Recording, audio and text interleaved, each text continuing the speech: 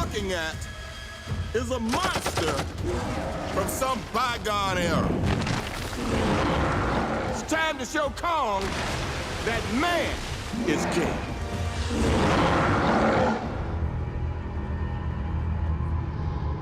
Kong is such a huge part of the mythology of cinema, and it tells this incredible story of man versus nature. Every part of what the original Kong is the best individual pieces of cinema. It doesn't feel derivative of something that you've seen before. You know, in the very first story, Kong is referred to as Kong, the eighth wonder of the world! Kong exists to inspire wonder. He was on buildings, swatting down planes. It was high adventure for us. I don't know anybody that's ever seen one of those movies and hasn't been captivated by things we've never even thought of before. The exciting thing became, how do we tell a new story within that mythology? How do we take the things people loved about Kong and reinvent them, not for reinvention's sake, but for a reason that solidifies why this movie should exist? This is a different thing. This isn't man versus nature. This is man versus God.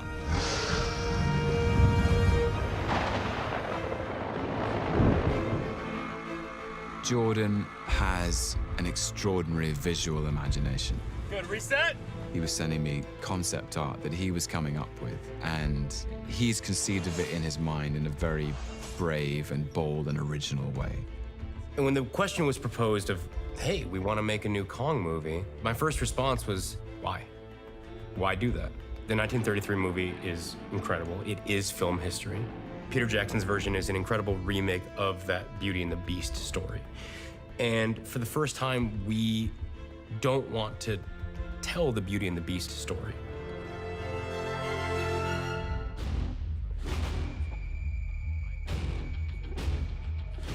Jordan came in the door with this idea for setting the movie in the 1970s, which we thought was really fresh because it's the dawn of the Landsat program, which was the first time we started mapping the Earth with satellites. Ready for seismic charges. There was still a sense that out there and beyond the far reaches of the world, there may be places we didn't yet know. The early 70s was still a time when, like, the hippies believed that, you know, the world was going to change, and there was an innocence to that time that I think is perfect. Perfect way to approach the story. Mark my words. There'll never be a more screwed up time in Washington. It puts it into perspective because we know what the 70s was. We know politically what that climate was.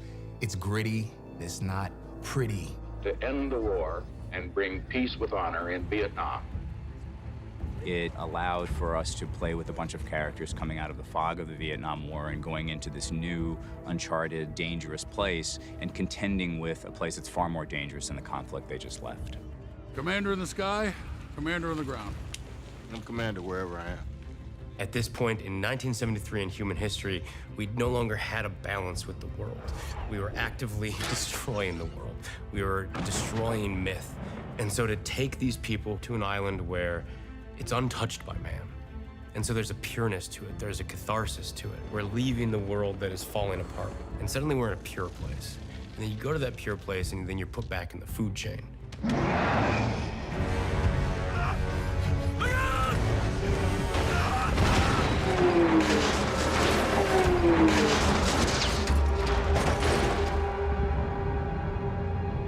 In this iteration, Kong is being reconceived as a myth come to life. He is truly monstrous in size and scale and scope.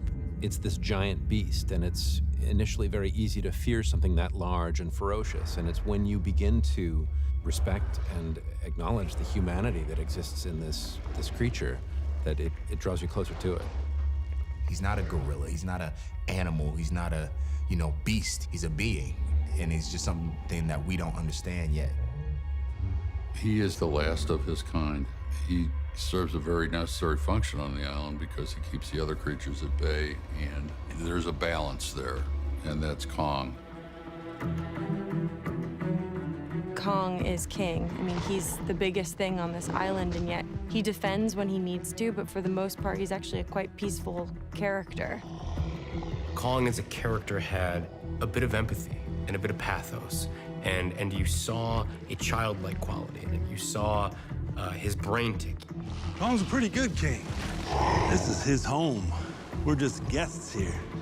The journey of Kong in Skull Island is that he goes from being a figure of terror, an alpha predator who seems to be a destructive threat, but he becomes an emblem of the natural order. Kong is God on this island. He's the only thing keeping them lizard things on the ground. He's right, Colonel.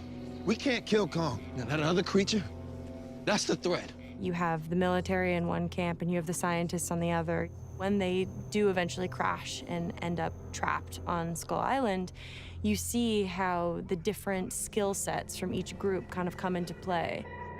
You are going to tell me everything I don't know, or I'm going to blow your head off. Everyone has a different agenda, and I think we represent the different facets of humanity in our approach to controlling the unknown and dealing with fear.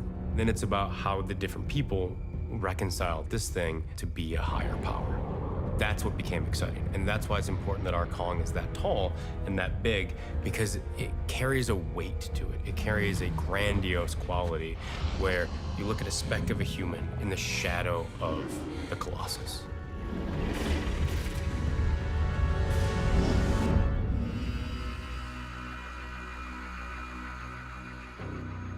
In the center of all of this, you have a woman who's fighting for her rights and is showing a new way of being a woman, creating a female character that's much more dynamic and more hands-on than what we've previously seen in the movie. When I first started talking to Brie about it, it wasn't about this woman who needed to be saved. It's people like you lost us support back home. You're not actually gonna blame the people without guns for losing the war, are you? Camera's way more dangerous than a gun. If anything, she needed her own saving internally, as everybody in the 70s was sort of spiraling to figure out who they were. You don't strike me as a war photographer. Anti-war photographer. And being a woman doesn't just mean that you're like beautiful and sort of sit there and wait to be grasped and taken a hold of. Women are right there on the line, on the ground, making it happen and working just as hard as the men are, but there's still an energy there that's feminine and that is working with it. Get down! She has no weapon. She's just interested in photographing the truth. We made a conscious choice with this movie that I wouldn't have any weapon through this, because I do feel like although she's grappling with what the camera means to her, she's trying to find a fragment of it to take back, to be able to share and make a change in the world. And she hopes that with the power of these photographs, there will be a way to protect these things instead of constantly feeling like the answer is war.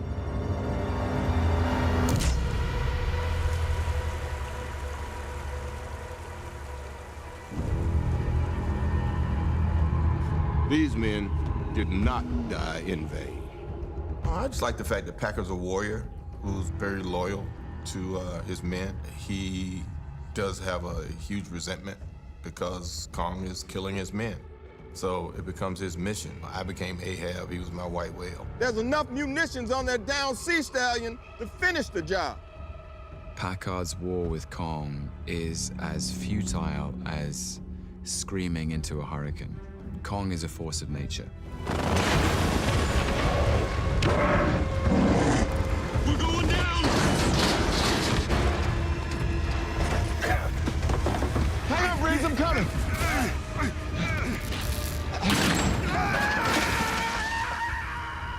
Kong is protecting his home, and Packard is protecting his men. And they're both in situations that they have no control over. You understand them both. It's about who really is the monster. And there's this point where that kind of turns, where Kong is the threat, but then we realize that the threat is really the human characters who come into that environment.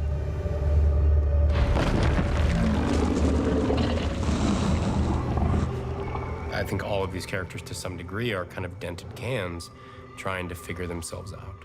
I like characters with imperfections. I think that flawed characters and the flaws of characters are what make them memorable. Die, you